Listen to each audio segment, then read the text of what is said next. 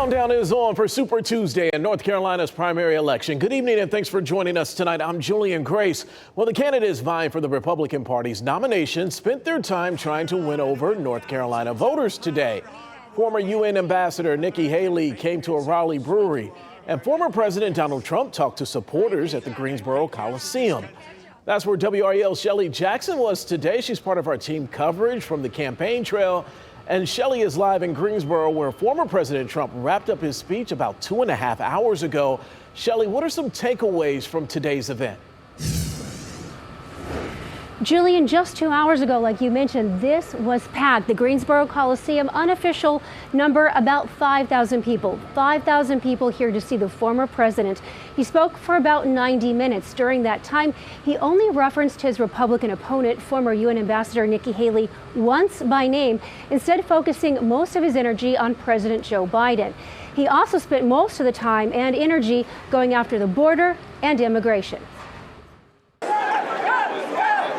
Right here, and all that came, and then now they're wrapped around the front of the Swarm building. The crowds came out early in Greensboro, waiting for their chance to see former President Donald Trump. We're out here to show our tremendous Trump support. I'm a Trump fan, and I've got his pictures all over my wall in my bedroom.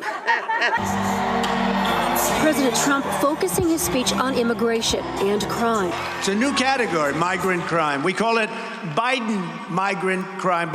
Trump asserting that immigrants were behind violent crime in the U.S. That's despite a Department of Justice study showing undocumented immigrants committing fewer crimes than native-born citizens. The former president also referencing his legal issues. I'm being indicted for you. I am. Thank you very much. I appreciate it. Trump talked about Michael Whatley, chairman of the NCGOP. The former president is backing him to be the next head of the Republican National Committee, and he endorsed Lieutenant Governor Mark Robinson for governor. You are outstanding, and you're going to be the next governor, so that's going to be very cool. Trump didn't spend as much time on the economy, but he went after Biden's energy policies, even though the United States is currently producing more oil than any other nation in history, according to the S&P. We're going to start drill. The loudest applause of the rally came when Trump addressed cultural issues. On day one, I will sign a new executive order to cut federal funding for any school pushing critical race theory, transgender insanity, and other inappropriate racial, sexual. And he says his campaign is just starting. We're a freight train, and we're going, and we're not stopping. And North Carolina is one of 15 states heading to the polls next week for Super Tuesday. Julian? North Carolina is definitely in the discussion. WREL's Shelley Jackson live in Greensboro tonight. Thank you, Shelley.